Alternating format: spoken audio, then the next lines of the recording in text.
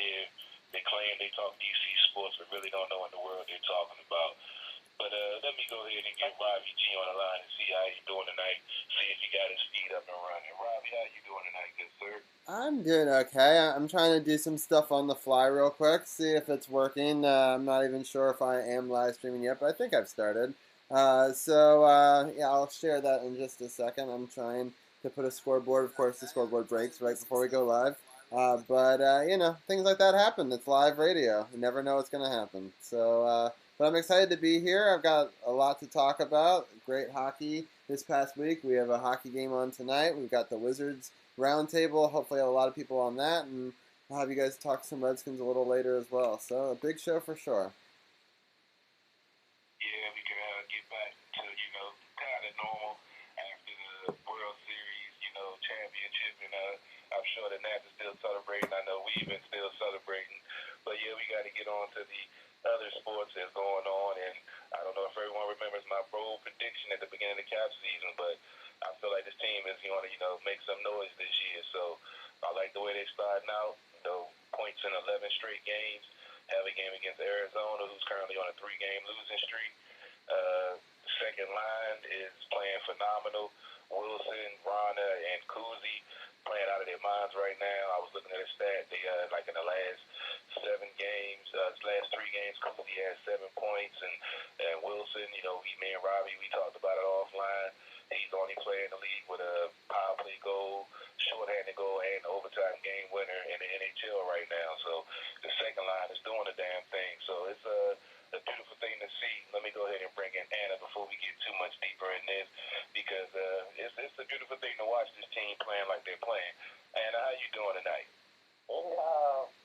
So fantastic, and it is a very beautiful thing to see. Oh my gosh. I just feel like they're kind of clicking. We're seeing that chemistry, and I'm, in good with it. I know Gil had said on our podcast before, he was cautious about getting too excited this early into the season, and I was like, just go.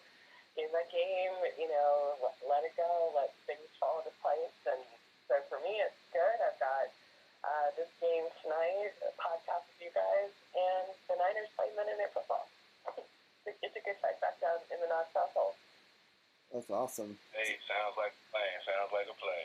Before we get too far into it, I do want to piggy off what you were just saying, Carol. I was looking at the numbers earlier about Tom Wilson, and I know that Anna always likes the Tom Wilson segment.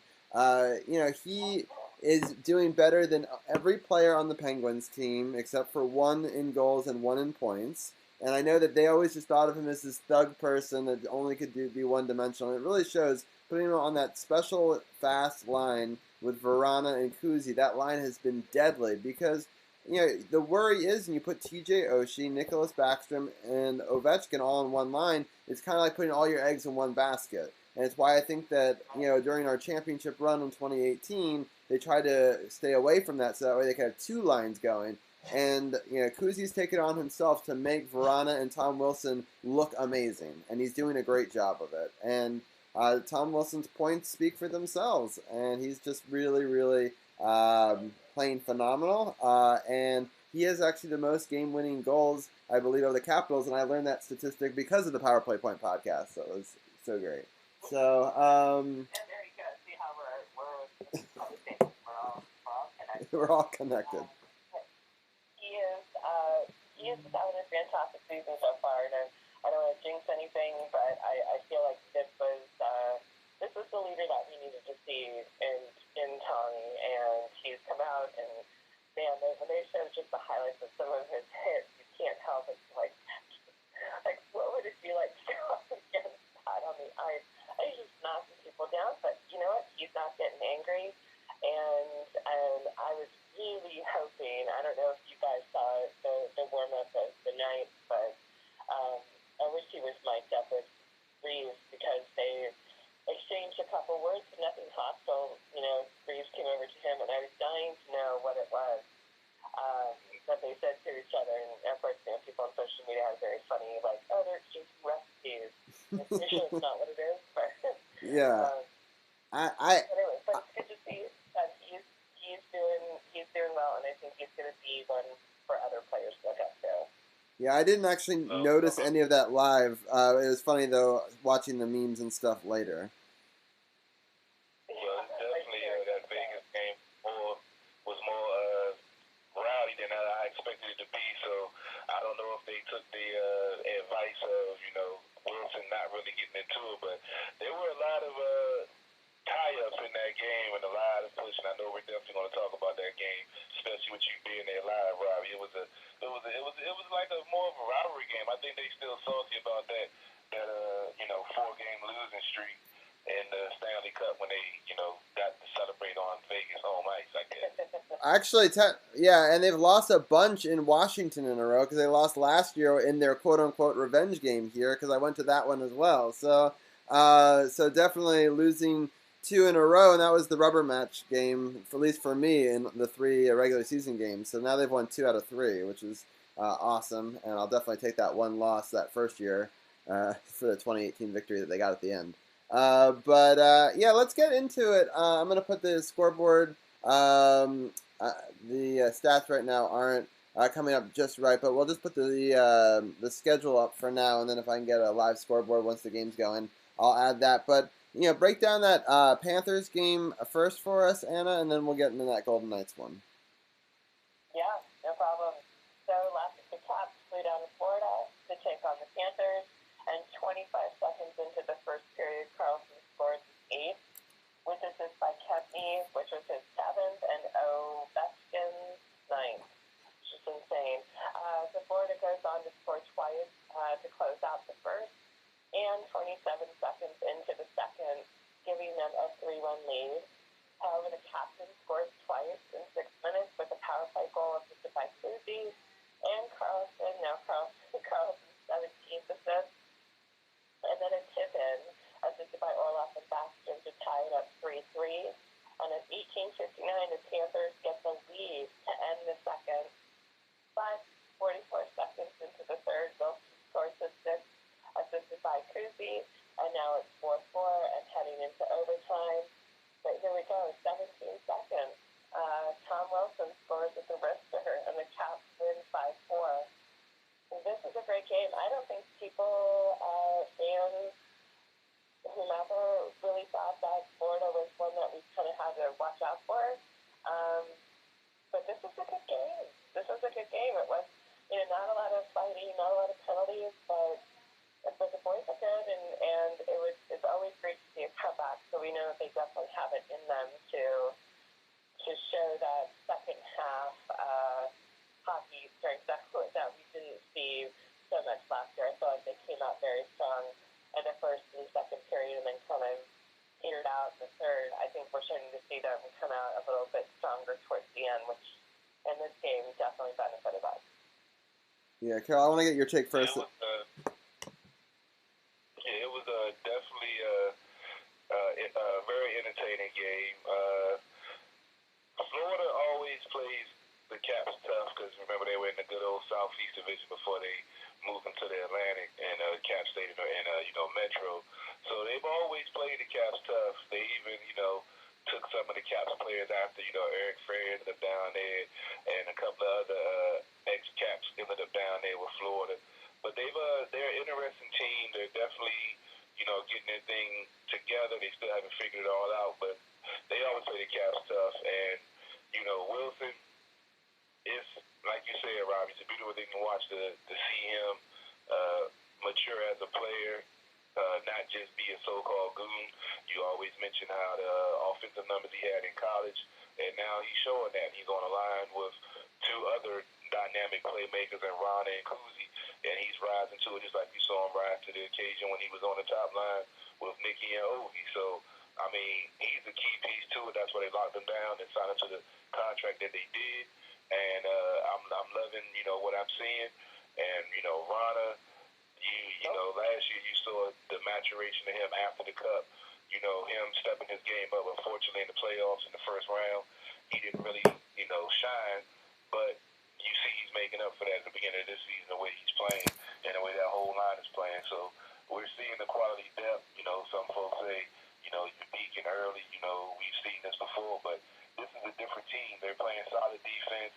They're, quality quality goaltending, and they're leading the league in scoring along with, playing solid defense, and as you mentioned, come from behind. So I'm loving what I'm seeing from this team. Robbie, what do you think? Oh yeah, I thought it was incredible. I thought I was really happy that they scored. It happened too quickly in overtime, though. I went to go grab something for Liz upstairs, and I thought to myself as I was starting to walk the stairs, I was like, watch something happen so quick that by the time I get down, it will already be done. And it took me only 10 seconds, and I heard the goal horn go off. I was like, well, we won, so that's good. So anyway, I came down and watched it a million. It was. I came down and watched it a million times afterwards, but I can't say I watched it live, which bummed me out a little bit. But I'll take the result for sure. And I think Tom Wilson was incredible, and I mean John Carlson's just setting people up, and the different people. I think right, it was Carlson who had the assist on that one, and yeah. Anyway, but like the team is just clicking on all cylinders, and it was a good thing to see because I really wanted that win streak going into Saturday's game.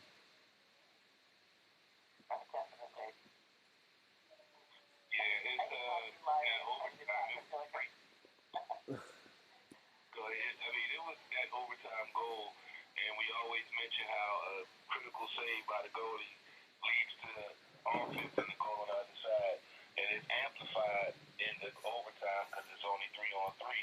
So once Braden made that beautiful save and Wilson was there playing defense, he saw Cousy with the puck, or Carlson with the puck, and then he realized he had to get up ice, and it was a beautiful feed, and boom, score, game over, 17 seconds in the overtime. That's that's hockey in a nutshell right there. Yeah. Absolutely. It's so much better when it's your team that's doing it. That's phenomenal. Yeah. So yeah, it was a good one. So Rob, do you want me to go over the next game, or do you want to go over it? I'll go over it. I'll just pull up the footage I have real quickly on my screen, and then we can sort of break it down a little bit, and then I won't do too much of a play-by-play all throughout it. If people want to go back and check that out, I did a video earlier today during lunchtime, my lunch break. See if I can get this to appear correctly. Okay, I think it's just a little big, but it's almost perfect. All right. So anyway, so I had a really good time overall. I got to meet some fans from the Power Play Point podcast and from Sports on the Hill podcast there at the game. So that was really cool. I really loved it from the very beginning. I think that their opening show that they have now, especially with the big monitors and all the different extra screens. I don't know, Carol, if you've seen some of the stuff, but they've got a big screen in each of the four corners now. They've got wrapping screens, and they've got this big jumbotron that's gigantic. And so it was. So I'm actually putting a shot of the big one on the screen right now. But yeah, it was just really amazing. Obviously, Kuzi coming in and scoring right away is awesome. So I'll play that celebration in goal now. But I couldn't believe that we scored a minute into it, and what a great sort of deke move, and then to get around him and just speed kills. It was a great pass, up the seam, but just an even better goal. And obviously, I love the celebration. Getting to see him do the bird celly in person is always a lot of fun. Then the second goal was Tom Wilson, which was a great goal as well. And so this one, as you can see here, it was a great pass by Verana over, and he just sort of wrists it home. And just a really beautiful goal. It was his 8th goal of the season, which is awesome at 13-19, so not that much further into it. And then Jonas Siegenthaler got a goal, which was really cool to see his first goal. He's been playing much better the last couple of weeks, and so it was great to see him get one home. It was a great pass across the ice, and then he just shot it to the other corner. Just a really beautiful goal by a defensive player who's really, I'm just happy he got on the board. And then the next two goals are both by Nicholas Backstrom. The first one was a pretty awesome goal. It was, I'll show you the replay right here. Let me see if I can, well, here they are coming to the bench. But the goal was as follows. Basically, it was a wrist shot that trickled through, And it was funny watching Ovechkin from the other side, watch it kind of come through. And it was a power play goal. And he was celebrating before it even crossed the line. Ovechkin knew that it was going to be a goal. And then Nicholas Backstrom does some work. I'll skip ahead to this goal, but this was kind of a cool shot. It's one of the very few times I've ever been able to get a footage of a goal live without just getting the replay.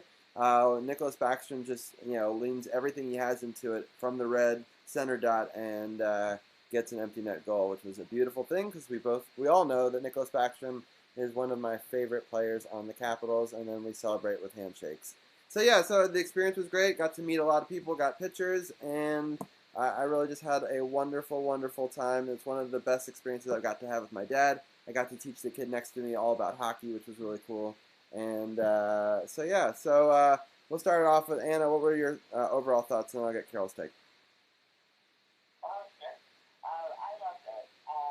I happened to be throwing a surprise, kind of pseudo surprise birthday party for my husband, and it's at that day because people had been taking off basically around 7:30, so I had an opportunity to watch this, and anytime it comes to Vegas night, there's always that kind of bitterness where you're like, oh, I hate these guys.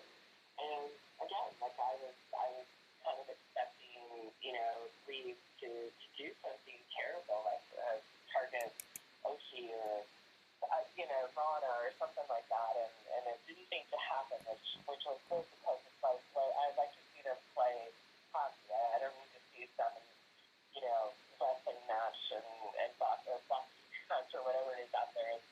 It's like, let's just see, come on, grow up and play and do what you're supposed to do, but of course drop the gloves if necessary. But I loved it. I thought it was exciting. I think, Robbie, I agree with you. Seeing the salary from Tuesday is always a good thing. I think that every time he scores or even has an assist, I think that's what fans of his prior to that whole ridiculous thing that went down beforehand needed to see that, he's still into it. He's not giving up on the Capitals, and he's going to do the best he can to kind of, if he has to quote-unquote redeem himself, he certainly has.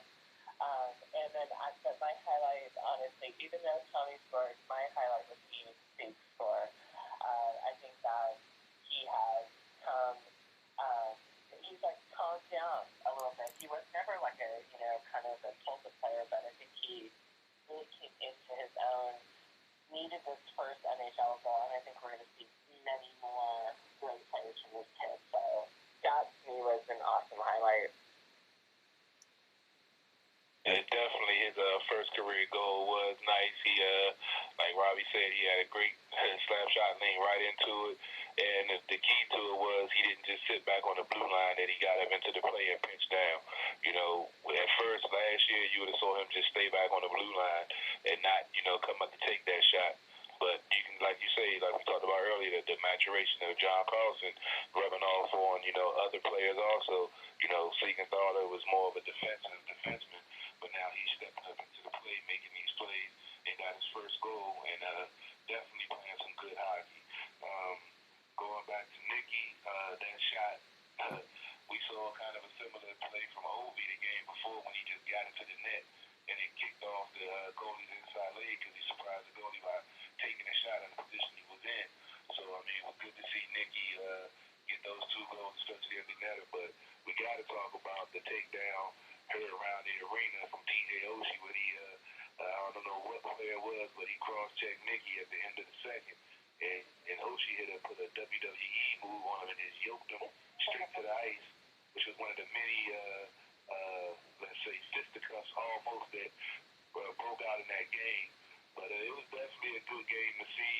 I think there's a lot of scrums and a lot of face washes and folks getting gloves to the face and punches thrown that didn't get called.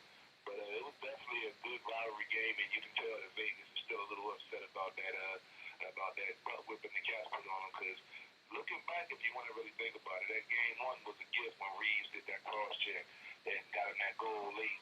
They gave him the victory in game one. They could have got swept, like the Nats swept St. Louis in LCS. I'm still got World Series hockey on. I'm sorry. So real quickly, I want to go back to that physicality thing that you mentioned. So I've actually just queued up another video, which is a little bit different, but it showcases the physicality and the great play by TJ Oshie. He had a clean hit down by the boards, and the other team really took exception to that. And then they tried to really, it's of course stuttering right now, but they tried to fight him, and somebody came from behind and cross-checked him. And they were just trying to get dirty. They're trying to get under their skin. And I got to give TJ Oshie a lot of credit. He was giving it, but he wasn't taking it to the point where it was going to cause an issue. So I've now actually slowed it down to show the cross check that was right in his back, right in front of the referee, and they didn't call anything. It was pretty late into the game, so I think that was why. But it was pretty chippy throughout the entire game. I noticed that from the beginning, everyone was saying it's kind of almost like it's a playoff game. So it was definitely an exciting game to be at, and I really do kind of feel like this is kind of the Pittsburgh of the West Coast for the Capitals now, which I didn't expect. I kind of thought, we beat them in the Stanley Cup, but it won't really be a rivalry because we don't play each other that often. But no, there's definitely a lot of bad blood between these two teams. Definitely. I mean, they had a great run on their inaugural season, did something that hadn't been done before. I think they had done about once before, I think they said. But to get there and, the Caps in their Cinderella story, they're going to be a little upset about that, especially, the way the Caps pretty much dominated them in that series. And we're starting to see that from this team right now. I mean, true, we've seen starts like this from teams of the past, and they falter in the playoffs and yada yada. Ooh, nice hit, and they falter in the playoffs. But this is a different team right now with the leadership, as we talked about, with Oshie, Nikki, and Ovi. Doing all the things they've done, being together so long. That core, it's like a whole different team right now. Mentality that they know what it takes to get there to win it all. So it's all about just doing it. So I don't have a problem with them being this. Playing this well right now and thinking that it'll, fizzle out down the line. They're in a tough Metro division. There's a lot of parity out there in the league, and teams are still looking at the Caps as one of the top teams in the league, especially with their record right now. So I really don't have an issue with, the way they're playing right now. Not saying it's an issue, but worried about it, costing in the future or down the line or whatever. I think this team is primed, and I made my guarantee at the beginning of the season, and I'm sticking with it. I love that. 100%. Yeah. So. What about this Orlov hit, though?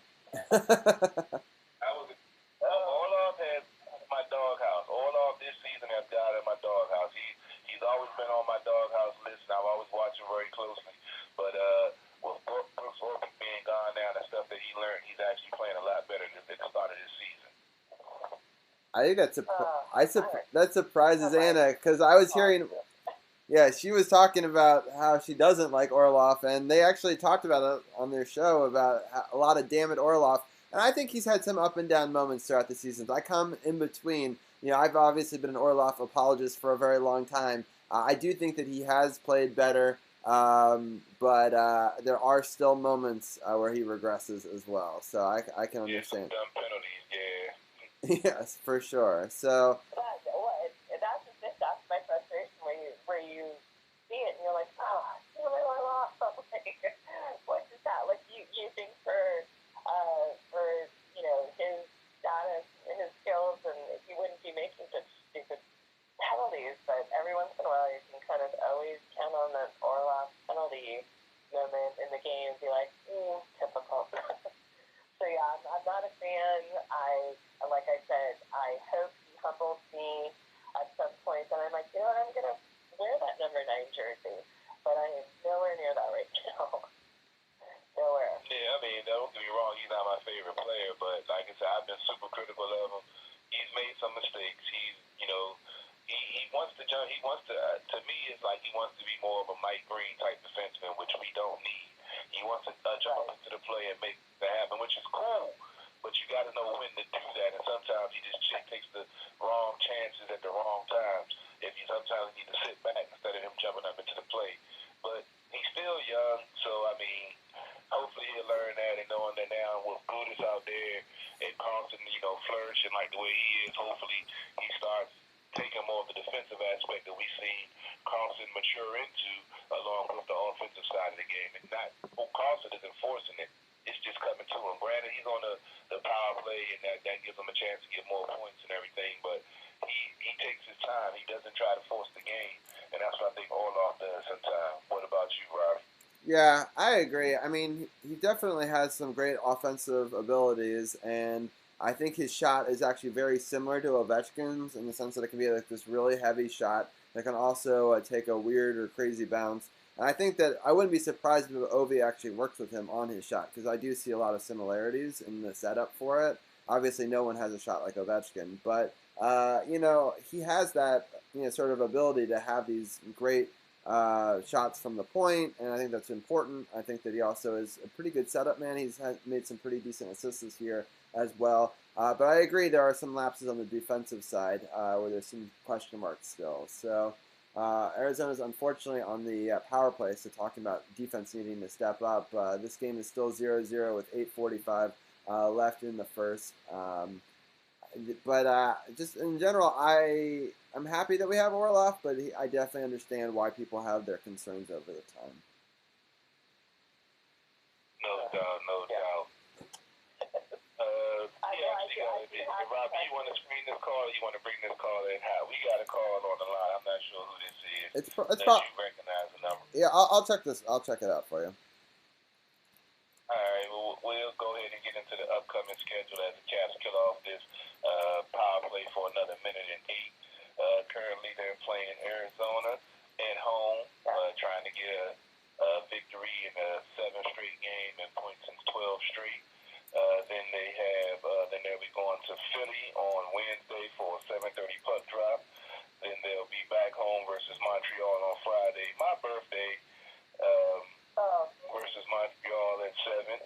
I'll be watching that game. I'll be not sure where I'll be at, but I'll have a bottle in hand and watching it, no doubt. And then they have a back-to-back. Yes, ma'am. Yes, ma'am. You already know. And on the 16th, Saturday, a back-to-back, they'll be at Boston at 7 o'clock for the puck drop. So it's definitely going to got some back-to-backs. And we didn't even get to talk about Holtby and Samsonov. We already got some of the guys on the line for the roundtable. I guess we can dibble-dabble a little bit into the goalie situation before we get to the Wizards roundtable. I know we talked about Holtby having a contract year and what are they going to do. They're going to keep him around or what Samsonov does. And he's actually 5-1, playing some solid hockey. And with the back-to-back coming up this weekend, look like he's going to get some action also. What do you think about the goalie situation, Anna, before I get Robbie's take? Oh, yeah, no, I agree with you. I think in the beginning we were kind of in fans were in a panic mode on, hope he's doing this. And there was a moment where he kind of, the game got in his head. He wasn't playing like Holtby. We were kind of like, what's going on with him? But then he makes these amazing saves, and as soon as that becomes consecutive, and you just have to ride that. And so I think when you have a Braden Holtby and you have a Sammy playing, it's a great balance. I think that where we're at right now with goalies, as much as I like Phoenix Copley, I think that they made the right call with bringing Sammy in. I've been impressed. I mean, tonight, even like watching a couple of his saves, like, yeah, hell yeah, he's a fun edge. He looks to me like a very intense goalie. Not that the rest of them aren't, but he seems very focused, very on it. And so I like him. I think putting him in tonight was a really good call by the coaches because I don't know, going up against the Flyers, when you have to go up against Carter Hart, I don't know. Like he's another great goalie, but maybe put Holtby in then because it is the Flyers. I mean, you just don't know how that how the fan base is going to be and whatever in Pennsylvania. But I think of course that's too soon. I just saw Facebook. Yeah, I was as you were talking about Samsonov, I saw the play breakdown. The Caps had opportunity on the other end, and as we talked about in the overtime game, how scored as right after they scored, the Caps went on the attack and forced the power play. They're still in the zone. They probably about to pull the goalie to try to get an extra man on while Kuzi's just skating around. He throws it to a vacant corner. You got pass across. See if the Caps going to try to get a goal with the delayed penalty holding the puck. It's going to be interesting because they gave up that goal off. But he almost walked his way through on that one. Wow. How they didn't go to whistle? I was about to say how they didn't go to whistle. But then, yeah, the Caps got a penalty from getting the hustle on after giving up that first goal. Definitely, hopefully the Caps can get an answer on this power play because they definitely want to answer back with this late in the first period. Yeah. That was. So, Robbie, was there a caller or question? Oh, no, I was just going to say that was kind of incredible just in how we didn't score there and how they didn't blow the whistle and then they did when maybe they shouldn't have. And that whole entire scenario just then was pretty crazy. But I am happy we're going to go in the power play here. I think this team is really dangerous that we're playing right now. Their defense is really good. They actually allow one of the fewest goals against, I believe, in the league. So they're definitely a team that we shouldn't be overlooking. But overall, it's going to be a tough week with the Flyers, the Canadians, and the Bruins.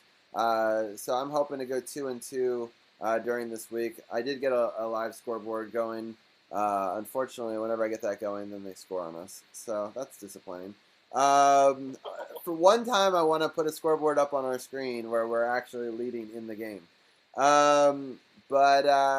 Yeah, overall, I think that's been a good time for the Caps so far. I think that they're kind of due for a little bit of a letdown at some point. I don't think they're going to, run the table and win 17 in a row, just because of the parity in the league.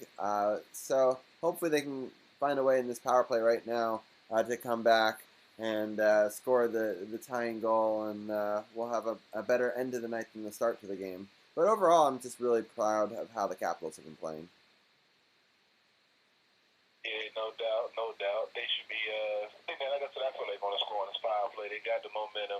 Like you said, they had an opportunity that didn't work on the other end, and they got I'm not even going to say a lucky goal, but a good bounce off of a nice play and a misplay of a puck. So it's still early. And the other stat that I heard, that the Caps have scored in every second period of every game this season. So even if they don't get the answer right here, don't worry, the second period, they definitely going to get a goal because that's what they've been doing all season. I'm so happy that you say this in the game after I went, because for a second there, I thought in my game that the streak was going to end, and then I was like, no, dang it, they're going to score at the end of this period, and I'm super happy that I was right. So at least, no matter what, it made it past that game, and hopefully you're right and it continues tonight as well. Oh, Ovechkin from The Office.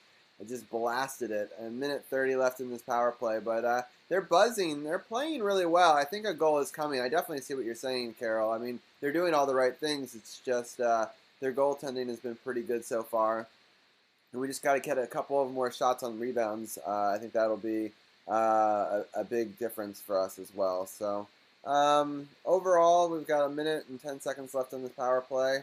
Obi tries to hit it out of the air. Unfortunately, that didn't work out. But they have a shorthanded opportunity, but luckily Sam was great with his rebound control. One thing I do want to talk about Samsonov. That should be a takedown. That was not called? Yeah, that should. 2 points in rest. Supposed to be a penalty in hockey. No, that should be interference. But overall, I just, I think we're doing all the right things, in this power play. So Samsonov, have we talked about this, that he's won all of his first 5 games? I don't remember if someone mentioned that yet, but I believe that. We just talked about his one start in the one game that he took the losses when Opie got pulled. Right, so that's actually a record for the Capitals, winning 5 in a row to start your career. So games started, so that's pretty impressive. Hopefully you can continue that streak tonight, but that's pretty cool that in all the goalies that the Capitals have ever had, no one's ever done that. So it gives me hope for the future, no matter what we end up deciding to do, with this whole entire situation with Seattle and who to protect and all that. Unfortunately, that power play just went by the wayside. Carol, any final thoughts on any of the upcoming games before we shift gears? No, I'm thinking this team is is going to stay hot. I give them 3-1 out of the 4 games this week. I think that they're in a groove. They're never out of a game. They even if it comes down to having to pull the goalie to get a late goal to tie it up or sustain a 1-goal lead, late in the game after they've come back or whatever they need to do. I think they're going to be fine and just keep on playing like they're playing. As long as they stay healthy, I don't see nothing, slowing this team down. And they've been generally healthy, and hopefully they stay that way. Yeah, definitely.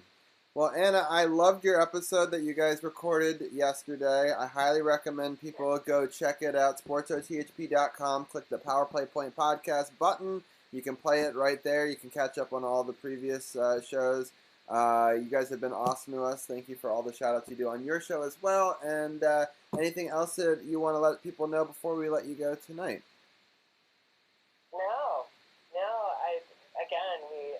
We love being on with you guys, and it's a completely different dynamic with Gil, so that's what makes me excited about podcasts every Sunday and Monday. But I don't know. I'm hoping to go on the little Carol wave and think that we could go 3-1 this upcoming week. I think there's a side of me that just thinks that Boston is just that's going to be the hardest game because in Boston and of course who their players are. So like they didn't even get me started on that. It's like a whole other episode.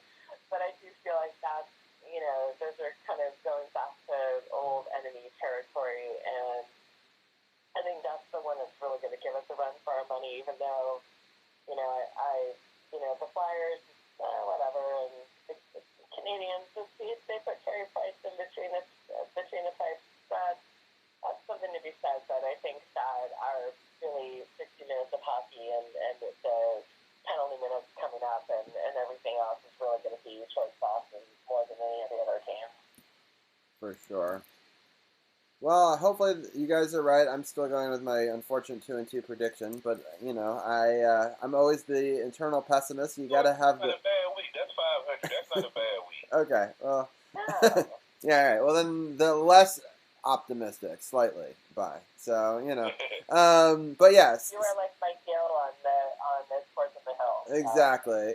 Every show needs somebody, to be the balance. It can't be all positive all the time. True. So no, it's all good. But thanks again for another fun episode. And gosh, next week we'll be talking about 4 games, and let's hope for some exciting stuff going into this next week. Oh man! And we didn't even talk about Panic, however you say his name, comes out tonight. So that'll be another. Let's see how he does now that he's back on the ice. Yeah, hopefully. Well, he got hurt. He had 3 points, so we'll see what he does. For sure. Let's hope. Because I know people are making puns out of the name and everything already, but I just kind of want to see him play really good hockey and get back into it. Well, yeah, we definitely need that secondary scoring. He's a 20-goal scorer that used to play with Arizona last year. So it's ironic that they get him in the lineup tonight against Arizona. So hopefully he can maybe get a goal as his first goal at the Capitol, because the first 8 games he played before he got hurt, he hadn't registered a point. So hopefully he can get one tonight and get the Caps back in this game. Do it, and then, in your face, go Kessel. Have one of those moments. Celebratory moments in front of Kessel. But anyways, have a great evening. Thanks for having me on, and I know, enjoy the Redskins got a bye, and no more baseball, so you guys have basketball. Yes, the Wizards We talk. got Wizards and Redskins to talk about still. Not so good, but the bad and the ugly, I guess. There you go. Yeah, and we'll see how the Niners do tonight against Seattle. I'm like, oh boy, we're riding this kind of crazy wave of being undefeated, but it's like the coach I hate more than anything in the NFL, and I gotta watch it tonight and see. We'll see how things go for my Niners. But have a great evening, and we'll talk to you guys next week. I appreciate it. Have a good night. We'll talk to you later. All right, bye. All right. All right. I really appreciate it. Time I'll talk some Capitals. I see you got a full board there, Rob. You got the round table talking with us, so I'll let let you go ahead and take it away. Yeah, sounds good. Yeah, so we got everybody, but I think Michael Edgley, but he may call in. But we've got 4 people on the round table, so we'll switch to that right now. See if I can get the cap scoreboard to stay up there while we're talking a little bit of little Wizards talk as well. So let me bring each person in. The first person I'll bring in is Ken, DC People's Champion. Ken, how are you doing tonight?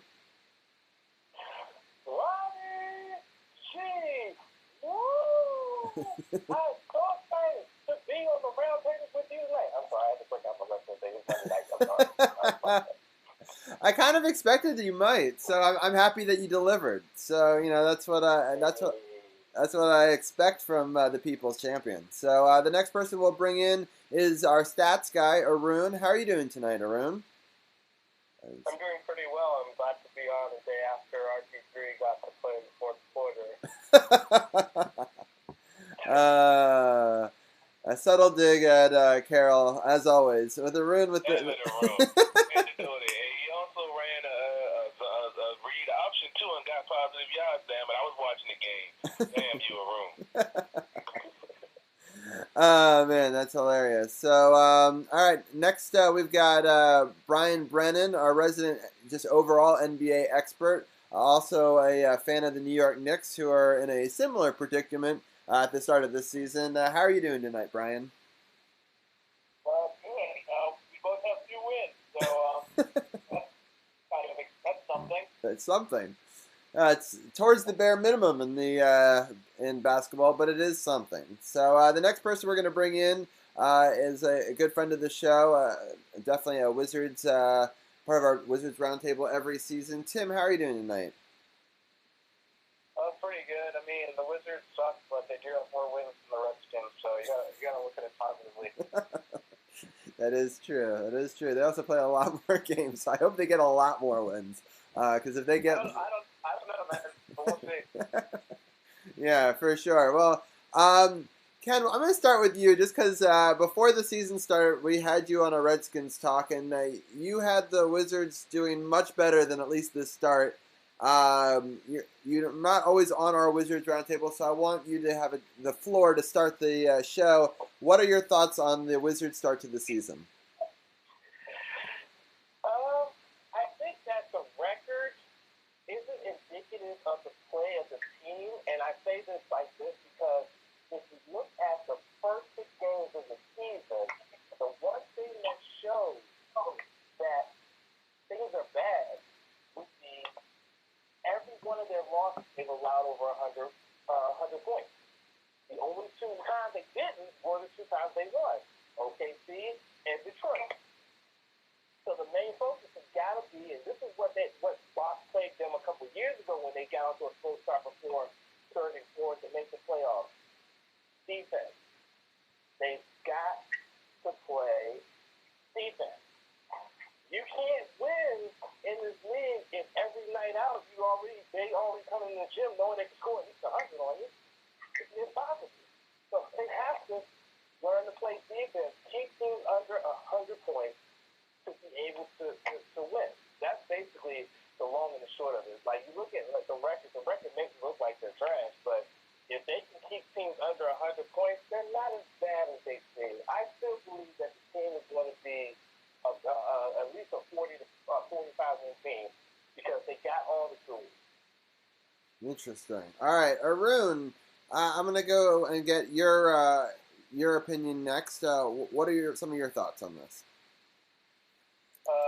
Yeah, I think the defense is definitely a problem. They give 159 points to the Rockets, but I don't think they really have the defensive solution on their roster, specifically at the point guard position. When they got rid of Satoransky, they got Nick Smith, who's a nice backup, but I think in my predictions on my blog, I had the Wizards finishing with 28 wins, and the biggest over-under was 27 wins going into the season, and I think even if they hold their opponents under 110 points, that'll be progress given the fast pace of the NBA. But then giving up like 120 points in the case of the Houston Rockets, 159 points in a regulation game, which is pretty ridiculous. And they almost gave up more than 144 points to the Timberwolves broken a team record to the Minnesota team. So I think if Washington, they just need to play their young guys. Don't overplay Fields. Don't try to kill him, because I don't think they're really going to do anything this season, and hope for a really good draft pick next season. That all makes sense. All right, Brian, I want to get your opinion since you're more of a general NBA fan, fan of the Knicks, and not from the Wizards' perspective. What are some of your thoughts on the early go of it for the Wizards? Yeah, everything you guys have said has been accurate so far. There are some very nice pieces on this Wizards team. In particular, I'm a big fan of some of the new guys like Isaiah Thomas and Mo Wagner, just seeing what they can do as well. But the defense just isn't there, and it's cost them dearly this season in games. Like you mentioned, the Rockets game, Arun, that's a game that when you score 158 points, that's a game that you should definitely win. And to not win it is just absolutely crazy. And, you mentioned holding teams under 100 points. There's only so many times in which you're going to be able to hold an opponent under 100 points. And, we saw it earlier this week when they played the Pistons, but it only happens every so often. So, I think I agree. I tend to agree more with what Arun said, where they're playing more for a good draft pick next year. They have some nice teams. It's not like it's, an unwatchable team. There's definitely watchable players on the Wizards this year. But, I just don't see any situation unless they dramatically improve on defense in which, they remotely come close to the playoffs. That's just me. Yeah. Tim, let's get into some of the games real quick this past week. So while we were on air last week, they were beating Detroit, and they ended up winning that game. Tim, what were some of your thoughts on things that you liked in that win versus Detroit? One thing I like about the team in general is just we're getting a lot of great plays from Hachimura and Thomas Bryant in general, and they played pretty well in that game as well. Also, obviously, Beal, like normal, was the leading scorer. So for me, I don't really care so much about the win-loss record, because I'm assuming we're not going to make the playoffs or even get that close. But if they can just develop some of the younger guys and get a lot of minutes out of them, that's really going to set us up for next year, because Wall will be back, and he might be somewhere close to what he was. So that's, for me, it's just get those guys some minutes, have them play well. Don't really give the veterans a ton of time. Just try to eke out some wins, because long term it's not really as important as development. Makes sense. All right, so DC People's Champ, what were some of your thoughts in that loss? We're going to have to sort of jump through these games a little quickly. Against Indiana, I thought it was an interesting matchup. It was in Indiana, and it wasn't that close, especially in the second quarter. There was a lot of scoring, but many more points for the Pacers. What were some of your thoughts about that game? I think when you look at that game, you look at the fact that Nate McMillan, made adjustments the way he needed to do. Bradley Beal went out and did what Bradley Beal does, scoring 30 points. But, again, it just goes back to what I said earlier about defense and everything like that. Rui Hachimura, who was your rookie first-round pick, didn't even score in this game, and he played 21 minutes. Didn't get a single score, and he was your starting forward. So that's indicative of some things right there. You got Thomas Bryant scored, Isaiah Thomas scored, but it was just the whole situation was just a microcosm of not only, again, defense being the catalyst to making sure that you can stay in and win games, but also making sure that your role players and your star players are out there scoring and making plays.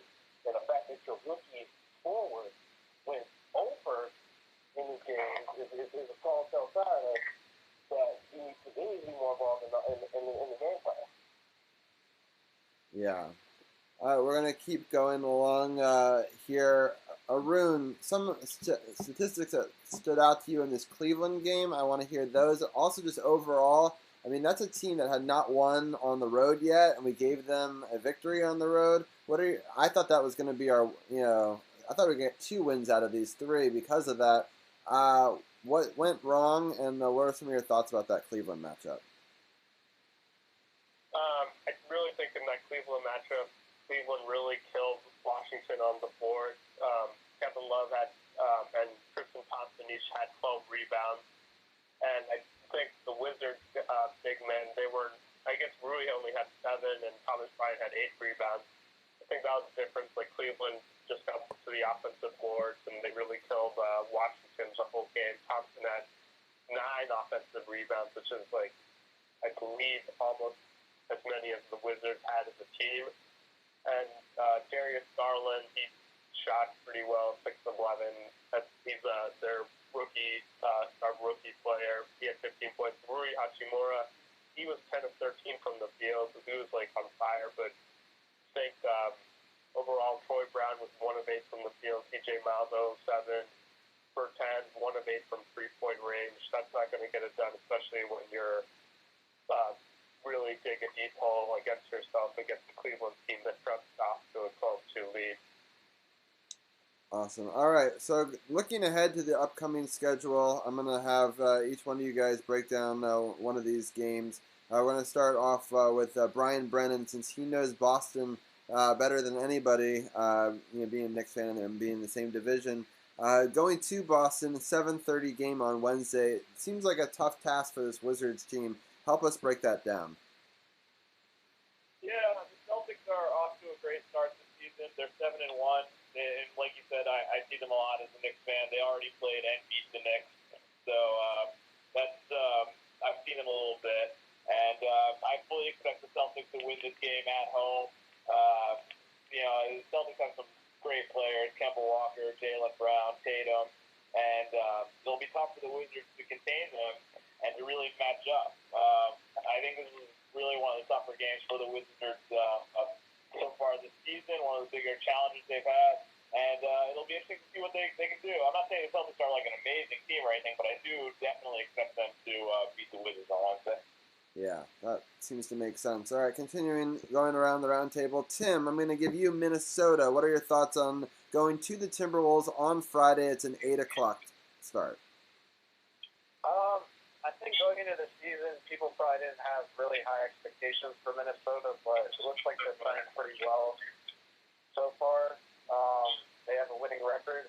They have Cat, which is probably going to be the best player in the game. They still have Wiggins and Teague, so I don't see us pulling that out. They also killed us in DC already, but you never know. Any team can win night in and night out. So hopefully we can, hold them to less than 130 this time. Give ourselves a chance, maybe keep them to around 110. But I wouldn't bet big on the Wizards in that game. All right, Ken, we're coming around to you. The next game and the last game on this 3-game road swing that we are on this week is at Orlando. It's a 6 o'clock start on Sunday. What are some of your thoughts on the divisional foe, the Magic? The Magic are having about similar struggles as the Wizards. Both teams have a very poor record to start. But I think this is going to be the one game where the Wizards still be able to hold an opponent under 100 points. Again, not to steal some of the road swag, but that's just how I am. They currently are ranked 29th in the league in points. When it comes in points, they average 98.4 points per game. So they stay at under 100 points most times in the season. So if the Wizards can play well, hit the deep ball, get everybody involved and not just Bill, this one will be a victory for them, and this one will be the one where, again, it will keep the trend going up. When you keep the team under 100 points, you win most of the time. That makes some sense. All right, so we've gotten through the schedule ahead. The following game will be the next Wednesday after that. That'll actually be my first Wizards game I get to go to, so that'll be against the San Antonio Spurs. We'll break that one down next week. We'll also recap this Boston, Minnesota, Orlando road trip as well. I'm going to give every one of you guys one last sort of shout-out or statistic or thing that they want to say. We'll start off with Arun. Any final parting words? Yeah, and then lost against the Pacers. Beal had 30 points, but he only shot 1 of 12 from three-point range and had 5 free throws. I don't think that's really that common to have 30 points without making the three as a guard in today's NBA. So that was interesting. Thanks for having me on. Definitely. We look forward to having you on throughout the season as part of our Wizards Roundtable. All right, Brian Brennan, you're next up on the final thoughts. Any final words or anything you want people to know about? I just want people to know I just created a new Instagram account for all my sports takes. Those of you who don't know, I've been posting sports takes and movie reviews to my Instagram account. Now I've created a separate account for all that. So go ahead and follow that at Brian B Sports Takes on Instagram. Other than that, good luck to the Wizards. Let's go Knicks. Have a good night, everybody. Thank you, Brian. Appreciate it as always. We look forward to having you on throughout the season as well. All right, next is Tim. Give us a final thoughts. And, I just want to congratulate you as a big Baltimore Ravens fan. That was an incredible performance, and I'm very jealous of your quarterback situation. Yeah, thank you. I mean, it's a great luxury to have RG3 as a backup. I mean, I would say he's not quite as good as Lamar Jackson, but he's probably in that league. I'm just kidding. but no, I mean, for the Wizards, I would say for positives, I think we had a great draft pick this year. I love Rui. I think he's going to do great things in DC. I think it's cool that we have, I think the only Japanese NBA player, one of two maybe. On a negative, it is kind of sad that was their only nationally televised game on Friday night against the Cavs, and they were behind the entire game. So not really a good way to show off nationally, but the season is still young. Yeah, that's crazy that was. Yeah, no problem. That's crazy that was the national television game because both teams are starting so terrible. You got to think that ESPN was kicking themselves when they realized how bad that game was going to be. But we will definitely have you back on throughout this season as well. Thank you so much, Tim, and we'll talk to you soon. Yeah, thanks. Have a good night. All right, and the last person in our team, the newest member, Ken, DC People's Champion. Let people know about the No Spots podcast and let them know any final facts you want us to know about. That's right, the No Spots podcast every Friday right here on the TruRadio Network. And this coming Friday, we're going to talk about the AEW third pay-per-view food here, which took place in Baltimore, which was a very good pay-per-view. We're going to break that down. We're going to talk about the fact that there's another WWE superstar who wants out of WWE. We'll talk about that. And finally, I got to say that the scheduling for this Wizards game so far has been pretty favorable, especially given the fact they were given pretty much 5 days off to this 3-game road trip. So they should come out very refreshed when they go up against Boston on Wednesday and be able to run this one. I say they go 2, maybe they go 2-1 in this road trip. But that's all I got. Thanks for having me. Y'all have a good night. Thank you so much. I enjoyed having you as part of the roundtable. We'll definitely have you back on throughout the season. Yes, sir. All right. So with that, Carol, I will quote-unquote relinquish the floor back to you. And Redskins talk and other stuff. I'm probably going to end my Facebook live stream here, but we'll continue the show and still talk Redskins over on the SportsOTHP Facebook page, as well as on a whole lot of platforms. You can check us out already on our website as well, and I'll get Carol's live feed and my live feed up on there shortly. But Carol, any thoughts before we go into a music break? Nah, just getting things set up, waiting to start with Dujanet. He should be calling through in a minute once we get through the music break. That was a great Wizards segment, breaking down the slow start to the season and see what this team can possibly get together and try to get some things going in the right direction. We've been waiting for that for a long time. Hopefully it can finally come to fruition sooner or later. For sure. Well, thank you for everyone who's checking out my stream. I'm going to end that one right up